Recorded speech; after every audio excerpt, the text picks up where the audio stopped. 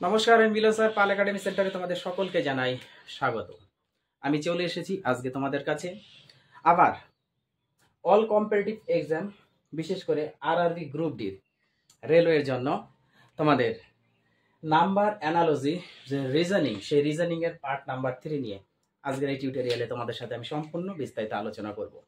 এর আগে তোমাদের নাম্বার অ্যানালজির রিজনিং এর পার্ট 1 এবং পার্ট 2 দুটো ক্লাস অলরেডি আমি আপডেট দিয়ে দিয়েছি। যারা এখনো পর্যন্ত দেখোনি তারা দয়া করে আগে পার্ট 1 এবং পার্ট 2 এই ক্লাস দুটো একটু দেখবা।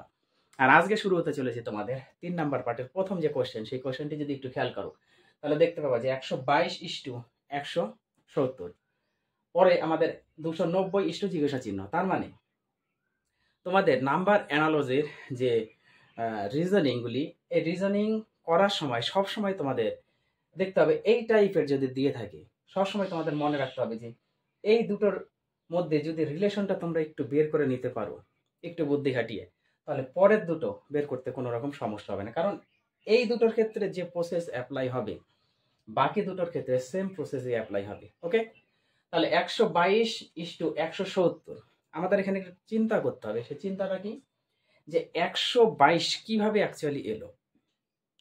মনে করো যে 122-এর কাছাকাছি কোনো একটি সংখ্যার যদি আমরা স্কোয়ারটা নিতে পারি, দেখো 122-এর তো কোনো সংখ্যার স্কোয়ার নেই, আমরা কাছাকাছি নেব। কাছাকাছি তার মানে যদি আমরা 11 নিই, 11 নিলে হচ্ছে আমাদের 121।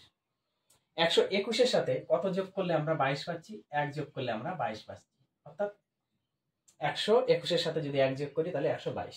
তার মানে 122টা আদৌ এইভাবে করা হয়েছে কিনা আমাদের আগে টেস্ট করতে হবে। এটা মানে শিওর বলা যাবে না, মানে আমরা এক একটা প্রসেস অ্যাপ্লাই করে দেখবো যে যদি এই প্রসেসে না হয় তাহলে আমাদের অন্য প্রসেসে যেতে হবে। এবার 70-এর ক্ষেত্রে 100, সেক্ষেত্রে 170-এর কাছাকাছি যে সংখ্যাটা আছে, যেমন যদি আমরা 12 নিই তাহলে 144-এর সাথে 1 যোগ করলে হবে না, তার মানে 13 যদি নেওয়া যায়, এখানে 13-র স্কোয়ার যদি করি তাহলে 169 হয়। 169-এর সাথে যদি আমরা 1 যোগ করি তাহলে 170 পাবো। ওকে, তার মানে 122 এবং 170-এর যে প্রসেস, এইভাবে আমরা একটু করে দেখলাম। এবার এই দুটোর ক্ষেত্রে যে প্রসেসটা অ্যাপ্লাই করেছি, এই দুটোর ক্ষেত্রে যদি ওই প্রসেসটা অ্যাপ্লাই করে তোমাদের এই অপশনের মধ্যে মিলে যায় তাহলে এই প্রসেসে করা আছে, আর যদি না হয় তাহলে অন্য প্রসেসে আমাদের যেতে হবে।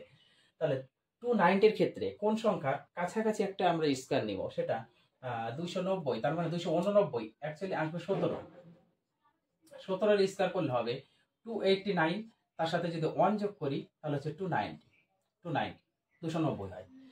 তোমাদের 1 থেকে শুরু করে মোটামুটি যদি তোমরা 30 থেকে 35-এর মধ্যে এর স্কয়ারের সংখ্যা যেগুলো আছে সেগুলো যদি মনে রাখতে পারো তাহলে দেখবে যে নাম্বার অ্যানালজির ক্ষেত্রে তোমাদের একদম সিম্পল হয়ে যাবে, কোনো রকম অসুবিধা হবে না। এতটুকু একটু ট্রিক্স তোমাদের একটু মনে রাখতে হবে, এবং এখান থেকে সবসময় স্কয়ার, কিউব, এই বিষয়গুলো একটু মনে রাখতে হবে যে কোন সংখ্যার স্কয়ার থেকে কোনোটা যোগ করা হচ্ছে, কোনোটা বিয়োগ করা হচ্ছে, বা কোনো সংখ্যার কিউব থেকে যোগ করা হচ্ছে, বিয়োগ করা হচ্ছে, কোনোটা গুণ করা হচ্ছে, কোনোটা ভাগ করা হচ্ছে। যদি এই প্রসেসগুলো একটু কন্টিনিউ চর্চা করতে থাকো তাহলে কোনো রকম সমস্যা হবে না এই নাম্বার অ্যানালিসিস রিজনিং এর পার্টের ক্ষেত্রে। ওকে, তার মানে এটা দেখো 11 আর 13, তার মানে আমাদের মিডলে একটা সংখ্যার গ্যাপ রাখা আছে 12। তাহলে এই ক্ষেত্রেও 17, 18, 19, তার মানে 18টা আমাদের গ্যাপ রাখতে হবে, 19 নিতে হবে।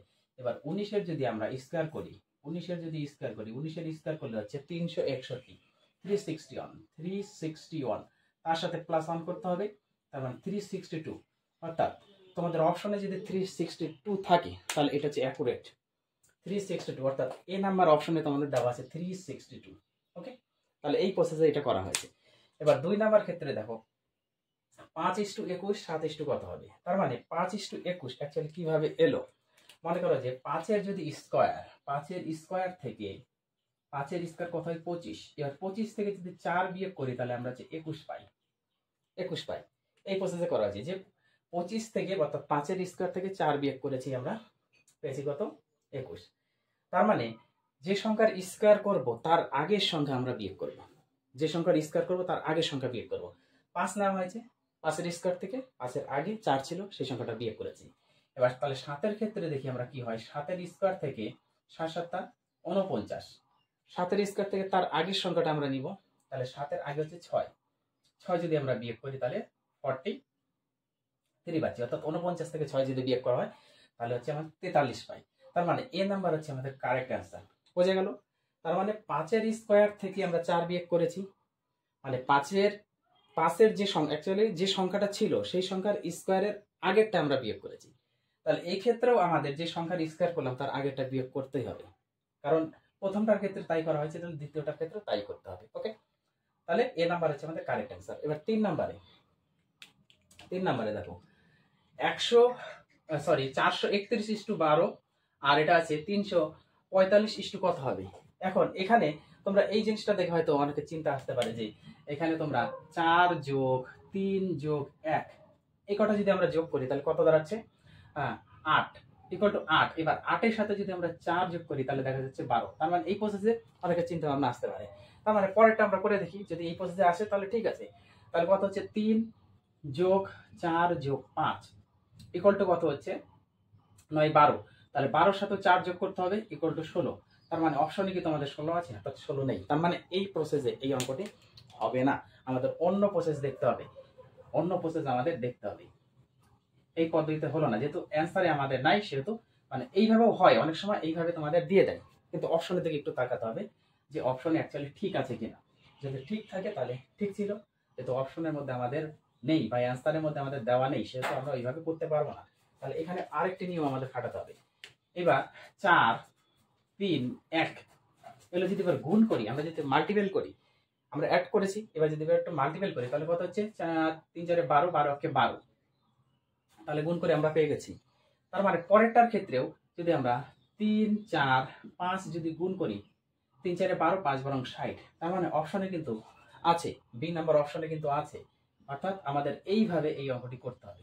ওকে, আশা করি সকলে বুঝতে পেরেছ। এইবার পরে যে অঙ্কটি দেখো 4 নাম্বার 12:7 16 জিজ্ঞাসা চিহ্ন কত হবে। 12:7 এখান থেকে অনেকের চিন্তা আসতে পারে যে আমরা যদি 12 থেকে যদি আমরা 5 বিয়োগ করে দিতাম তাহলে 7 পেতাম, তাই না?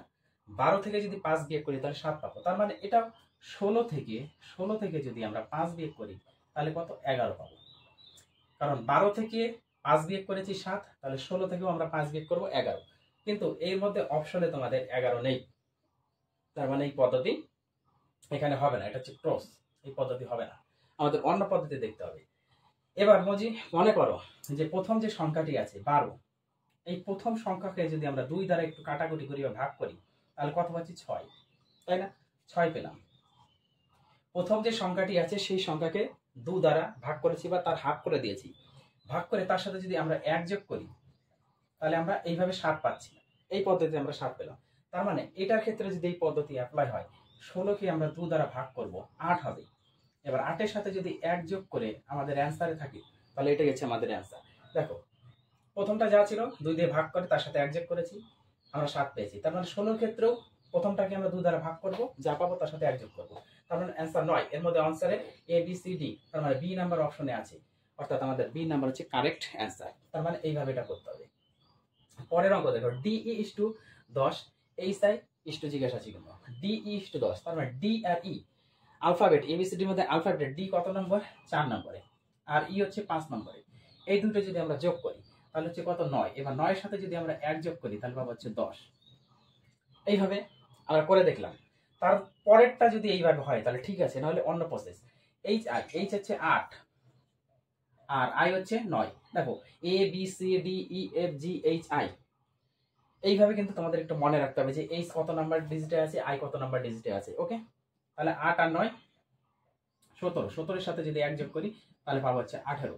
তার মানে এর মধ্যে অপশনে কি আছে, এর মধ্যে অপশনে তোমাদের নেই, তার মানে এই পদ্ধতি হবে না, এটা হচ্ছে আমাদের ক্রস, এই পদ্ধতি হবে না। তার মানে এখানে কি করতে হবে, ডি আর ই যেহেতু 4 আর 5, এবার আমরা একটু গুণ করি, গুণ করে কত হয় 4 5 20, 20 থেকে যদি আমরা বা 20কে যদি আমরা 2 দ্বারা ভাগ করি, প্রথমে এটা আগে দেখি, 20কে যদি আমরা 2 দ্বারা ভাগ করি তাহলে আমরা পাচ্ছি 10, অর্থাৎ ডিই যে দুটো ডিজিট সেই ডিজিট দুটোকে আমরা গুণ করেছি, গুণ করে 2 দ্বারা ভাগ করেছি 10।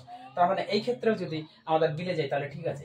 এটা হচ্ছে 8 আর 9, 8 আর 9 যদি আমরা গুণ করি কত 72, 8 আর 72কে 2 দ্বারা যদি ভাগ করি তাহলে আসবে 36। তার মানে অপশনে কি তোমাদের 36 আছে? আছে।